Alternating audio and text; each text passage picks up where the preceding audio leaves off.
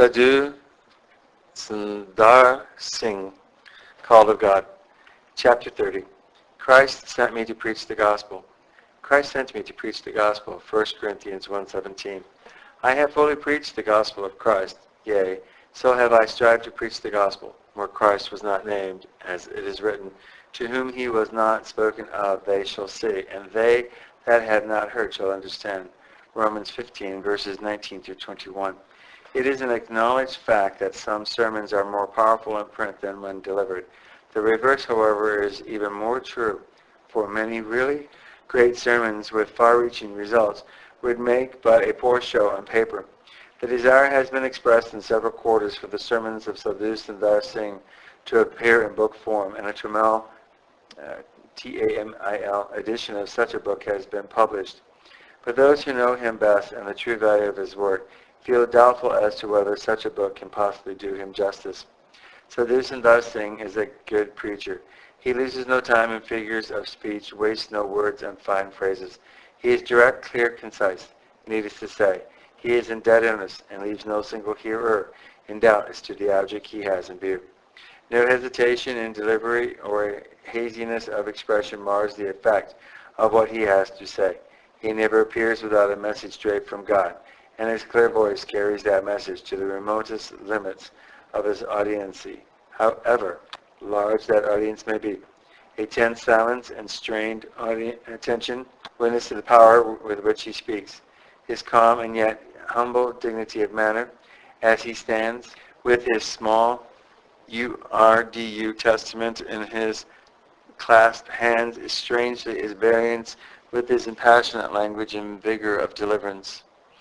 Not for one moment does any dullness creep in to give opportunity to heedless hearers to stare about. Constantly in parable or from actual personal experience, Sadhu Sundar Singh illustrates what he has to say, and always aptly and strikingly. In lecturing to non-Christians, he contends that religion is not a matter of argument, but of experience, and proves very conclusively before he has done that this is so. However mixed his audience may be, none can go away without the deep impression of having heard the truth. Lovers of Jesus Christ are fortified in their faith, and careless are brought suddenly to a standstill and made to reconsider their position. Thoughtful non-Christians are brought face to face with the question whether Christ has any claim on them, and as a result many have been brought to the feet of the Savior. The real significance of the preaching of the Sadhu lies in his triumphant reaffirmation of the eternal things of spiritual life. The charm of the message has been brought new life. Many Christians who before his coming had scarcely felt the vital power of Christ in their own lives, to whom religion was more or less a lifeless thing. For many of these, the first flush of zeal and devotion for Christ had passed away, and the pleasure of the world had blurred the heavenly vision. But Sadhu Sundar Singh, coming afresh from the continual communion he holds with his Lord, stands amongst men in his Sadhu robes, filled with a message so persuasive, so insistent, so attractive that once again it is felt the power and the sweetness of a Savior well nigh forgotten. He draws his life from God in failing springs of joy and communicates something of that joy to those who see and hear him, until they are too fired with desire to drink at the same fountain and share the same bliss. His message to Christians is strong and impressive. It is urgent and compelling, pointing to higher and nobler ideas of living, where his hearers must heed or be left worse off than before he came. In preaching to non-Christians, he never attacks their religion or uses unbrotherly terms of reproach, but he fearlessly testifies to his own failure after a long and painful search to find peace, joy, and satisfaction apart from God's great revelation in Jesus Christ. Neither argument nor philosophy, but the inspiration which comes from the simple yet powerful testimony to the power of God to redeem from sin in his method of drawing non-Christians to the feet of Christ. The Sadhu goes back to foundation things, God's love. Christ witnessed in life and death to that love, the unfailing power of that love to save all who accept it, and supremely Christ and his cross are his theme. He speaks of one he intimately knows, one whose power he has never ceased to experience from the hour when that one appeared to him as a boy, one who is his companion day and night, and for whom he has given up everything that life can offer. His hearers are conscious that before them stands a man who is living Christ as well as preaching him. Sadhu Sundar Singh's own personality carries weight with his message. At one of his early meetings in the South, when his address was over, he sat down before the translation was completed, and it then became most difficult for the good translator to keep the attention of the audience to the end. At later meetings, he remained standing until the translation was finished, when not an eye was turned away for a moment. It is himself and his message combined that is powerful to influence those who receive that message from his lips. The writer of ECCE, capital HOMO, says, the first step towards a good disposition is for a man to form a strong personal attachment. Let the object of that attachment be a person of striking and conscientious goodness. He will ever have before his eyes an ideal of what he himself may become. Example is a personal influence.